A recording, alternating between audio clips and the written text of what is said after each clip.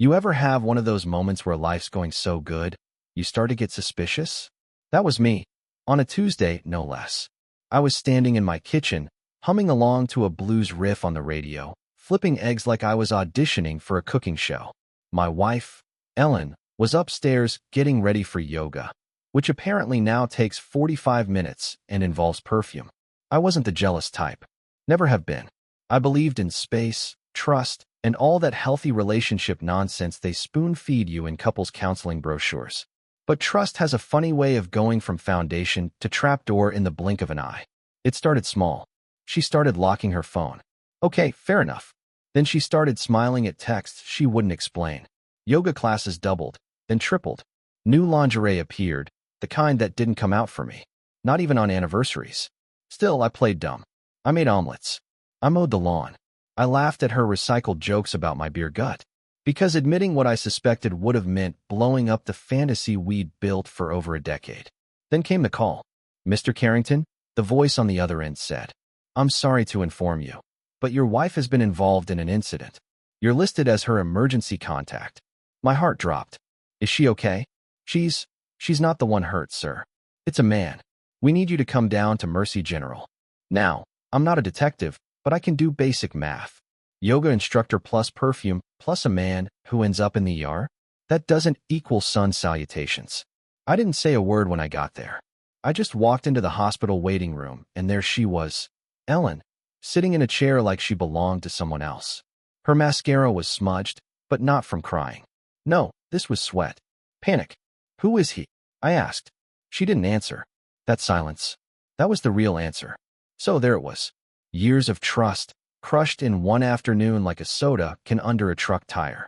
Funny thing is, I didn't yell, didn't cry, didn't throw a tantrum or start plotting right away. I just turned to the nurse and said, "Any chance the guy pulled through?" She hesitated. "He's unconscious. Severe trauma to the legs. Police are investigating." I nodded slowly. "Right. Well, tell them I'll be around." And I walked out. Not because I forgave her, and not because I was giving up, but because revenge, real revenge, requires planning. 3 days passed. Not a word from Ellen. Not even a fake apology or a soggy-eyed attempt to explain away the blood on her hands. Or in this case, on her yoga mat. I stayed at my brother's place, sleeping on a pull-out couch that made prison cots look inviting.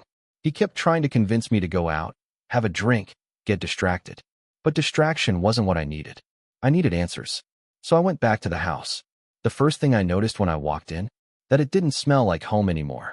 Not the faint lavender she used to spray on the curtains.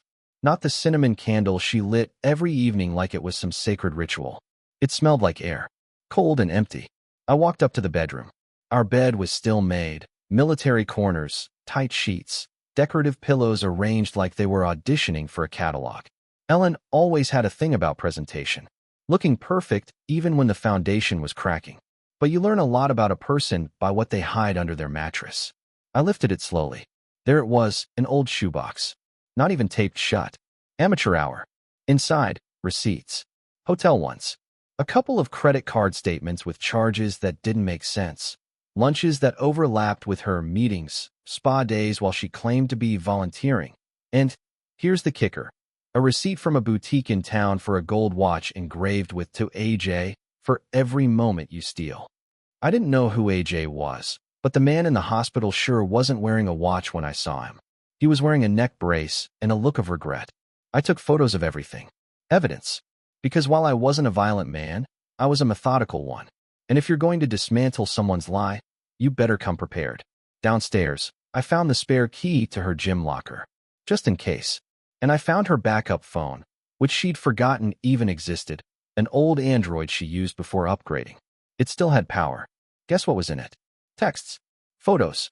A voice message from AJ, calling her my sunrise. I almost laughed. That was my nickname for her. Not out of sentiment. She used to wake up at 5 a.m. on Saturdays just to vacuum. Sunrise was a warning, not a compliment. But now he'd stolen even that. You ever hear your own heartbeat in your ears? That's what it felt like walking into the rehab facility where AJ had been transferred. Not out of concern, don't get it twisted. I wasn't there to check on his recovery. I just needed a good look at the man who thought he could borrow my wife and limp away untouched. Receptionist asked me if I was family. I said no, just an old friend of AJ's. She smiled like that meant something good. They wheeled me in, and there he was propped up in a hospital bed, both knees wrapped like overstuffed burritos, face bruised, arm in a sling. He looked like a cautionary tale. If karma had a mascot, it would have been him. Hey, I said, casual as a picnic. You AJ?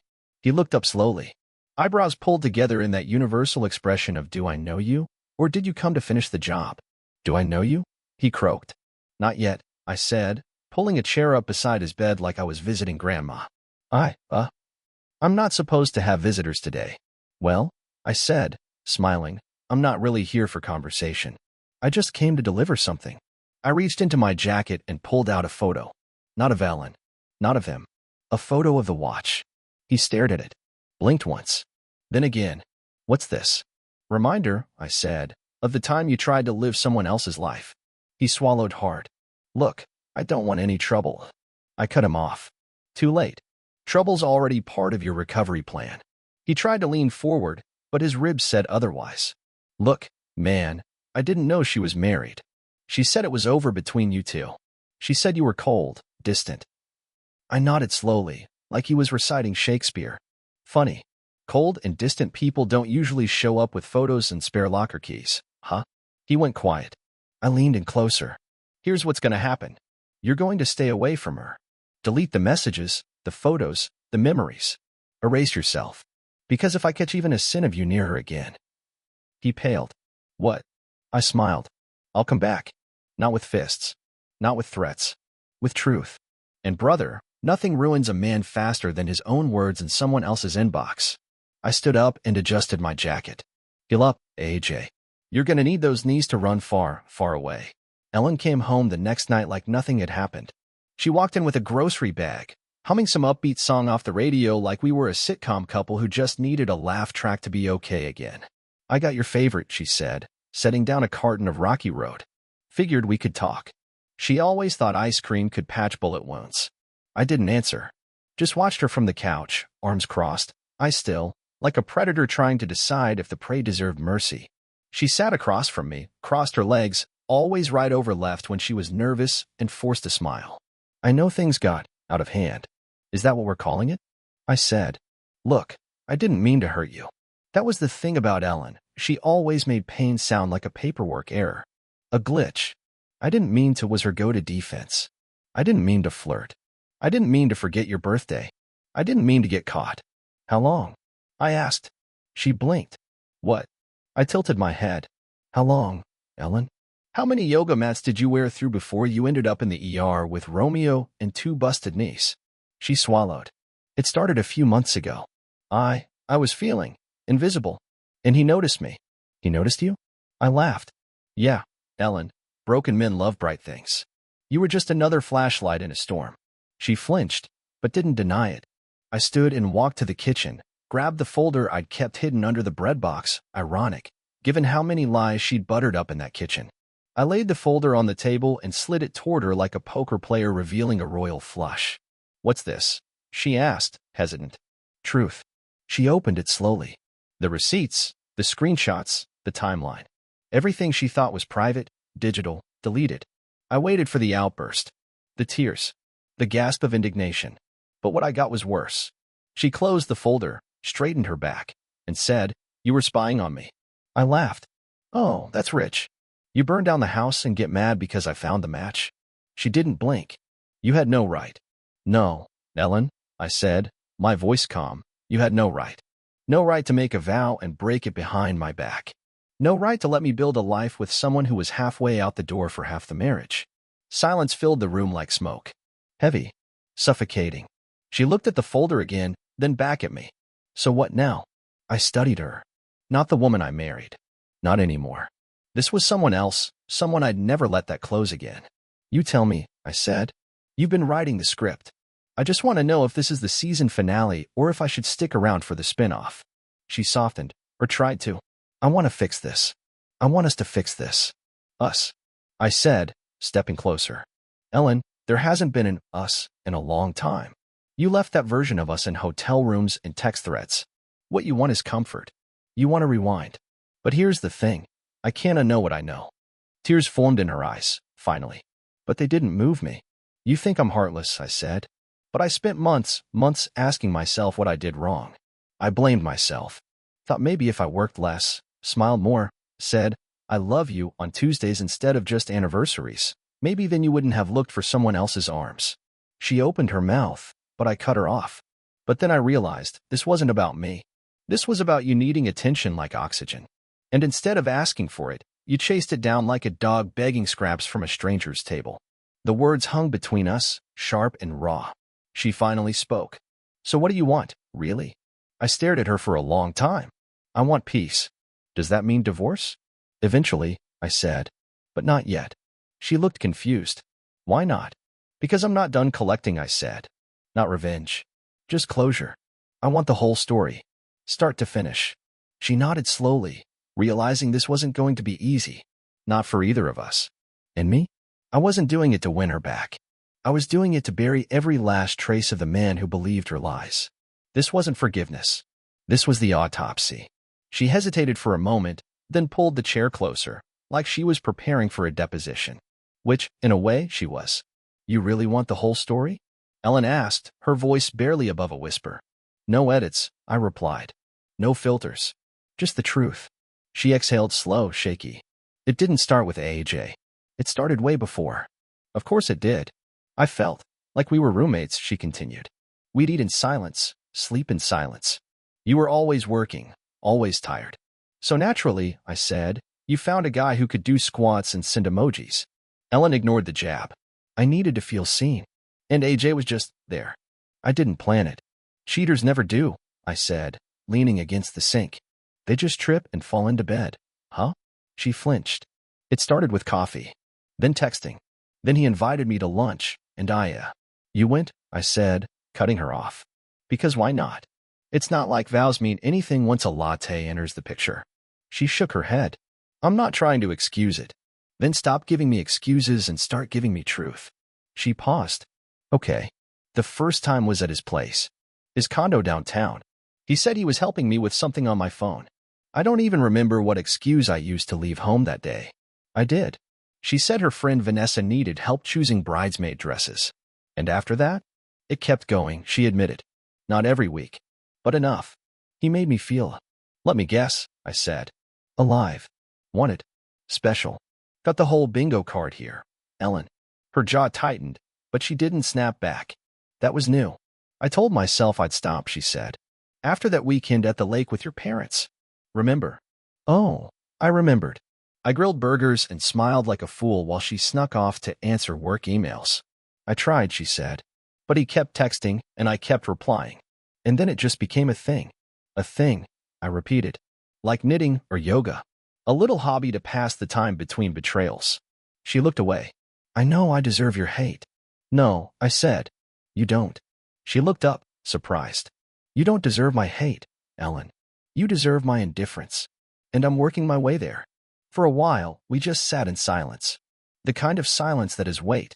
The kind you have to drag through to breathe. You know, I said finally, the worst part wasn't the cheating.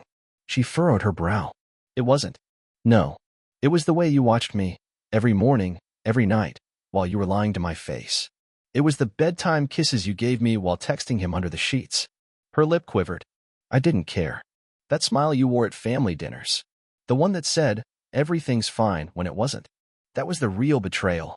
Tears slipped down her cheeks. Quiet ones. Controlled. The kind of crying you do when you're out of energy but not yet out of guilt. Why are you even still here? She asked, voice raw. Because I want to see how this ends, I said. And because you don't get to walk away with your version of the story as the only version. I wasn't trying to hurt you, she said, which might have been her final defense, or just the last one she remembered. Well, I said, grabbing the folder from the table, intent doesn't erase impact. And this little collection here? That's the damage report. She wiped her face. So now what? You're going to write it all down, I said. What? Every detail. Every lie. Every time you told me you were somewhere else. I want the timeline. The places. The gaps. Fill them in. You want me to confess? In writing? Yep, I said. Call it therapy. Or insurance. She looked at me, eyes wide. Is this about revenge? No, Ellen. It's about truth. You had your secrets. I'm just making sure they don't disappear when you decide to reinvent yourself as the wronged woman." She opened her mouth to argue, then closed it again. She knew she didn't have a leg to stand on. I stood up. "There's a blank notebook in the office. You can use that. You're not going to read over my shoulder, are you?" "No," I said, "but I'll know if you're lying." She nodded slowly, like a prisoner accepting a sentence. I walked to the hallway, then stopped. "One more thing," I said over my shoulder. She looked up. "If you reach out to him again, even once, I'll send that folder to every friend, coworker, and family member with a working inbox." She said nothing, just nodded, and I walked away, finally feeling like I had the upper hand. The next morning, I woke up to the sound of a pen scratching paper. No music, no phone calls, just the quiet rhythm of someone writing a confession like their soul depended on it. I didn't interrupt. I poured my coffee, leaned against the kitchen counter, and listened to the guilt flow out of her like ink. She was in the office, door slightly cracked.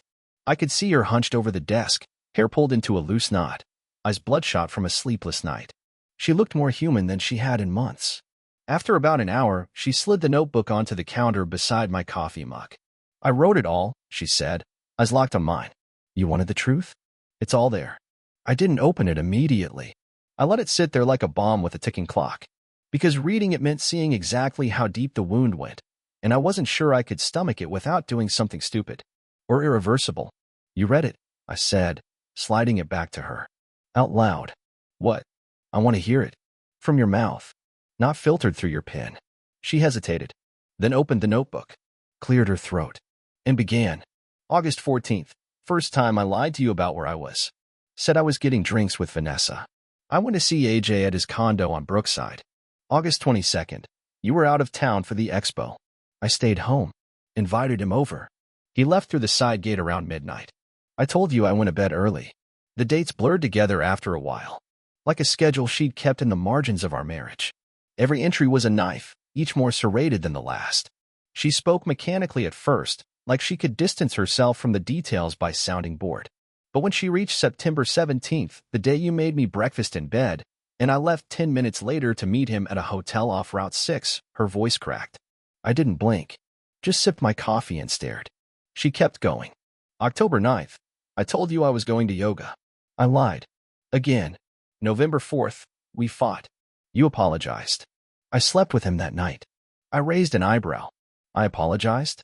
She nodded. What for? You said you weren't listening enough. That you didn't make me feel beautiful. I leaned back in my chair. Right.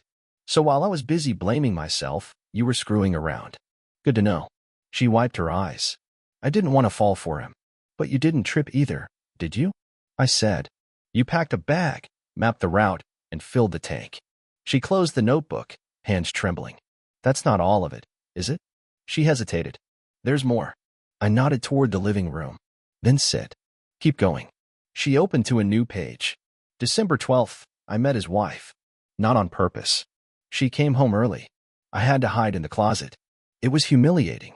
I knew right then I was just another distraction for him. That one got me. Wait, I said. He's married. She nodded. I didn't know until that day. He told me they were separated. Of course he did. So, I said slowly, you were the other woman of the other man. She looked down. Yeah, I couldn't help it. I laughed. Not a happy laugh. Not a joke. Just one of those bitter, ironic sounds that slips out when the absurdity finally breaks the dam. You know what's funny? I said. I thought this was a love story gone sideways. I thought you loved him. I thought I did too, she said. But after that day, I knew I was just another lie in his life. Welcome to the club. She was quiet for a while, then whispered, why are you still here? Because I haven't figured out who I am without you yet, I said honestly. But I'm working on it. We sat in silence for a long time. The kind where you both want to say something, but neither knows how to start. Finally, I reached for the notebook. Flipped through the pages, reading random lines.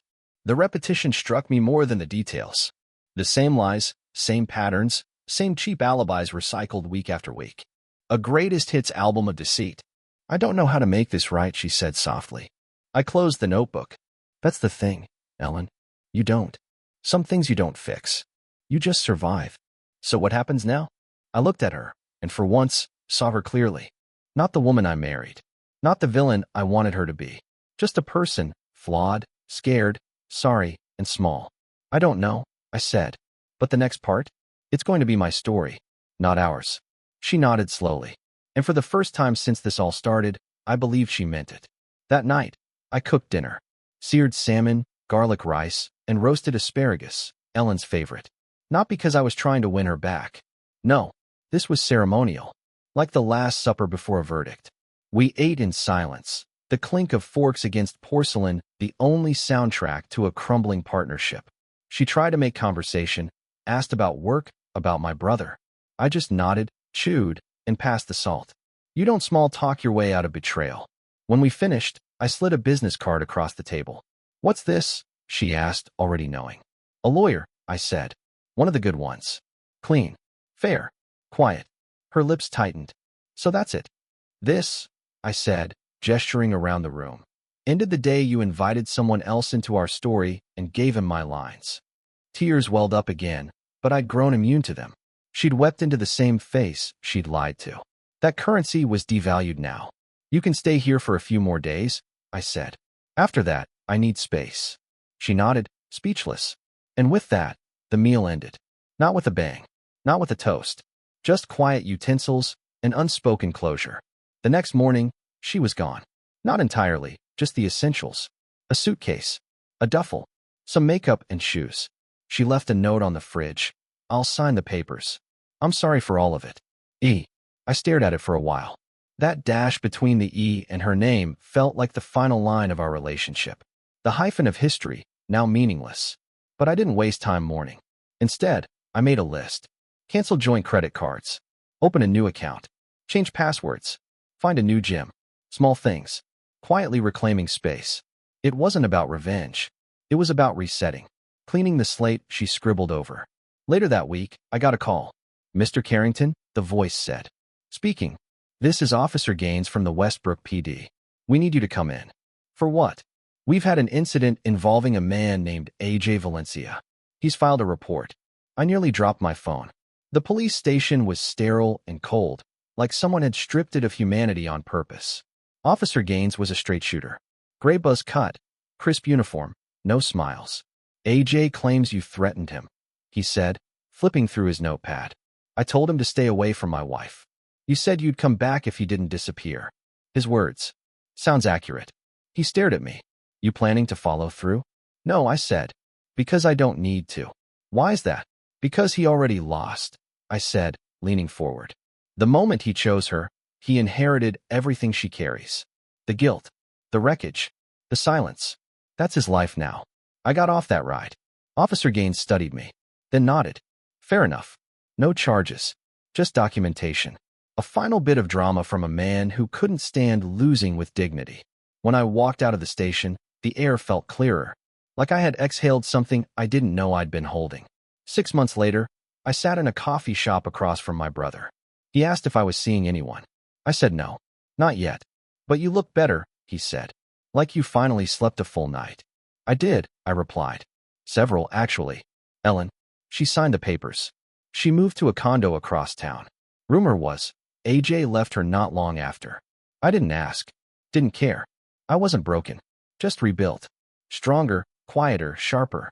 People expect revenge to be loud, bloody, explosive, cinematic. But the real kind? It's calm. It's measured. It's walking away with your head held high while the people who hurt you drown in the consequences they wrote themselves. She lost me. And the best part? I didn't lose myself. And that's the only revenge I ever needed.